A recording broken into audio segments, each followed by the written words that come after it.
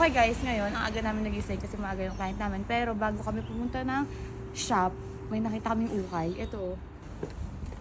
Naghanap ako ng parang something pang malamig. Pwede, no? $5? Yeah. Okay.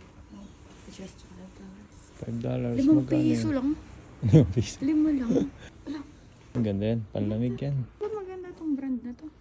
BCA. Ano ba yun? Comment nyo ano yun? Ano ba yun? Parang familiar. Tanong muna.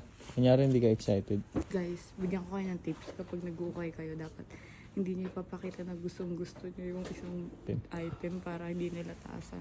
20. Alam ko na. Para mo. Tawaran natin. Try. Ano English na tawad? Can I pardon me? 20 on it. No more discount? 15. Oh, no, that's a really, Yeah. that's a really good brand. Yeah. Okay, 15. Oh.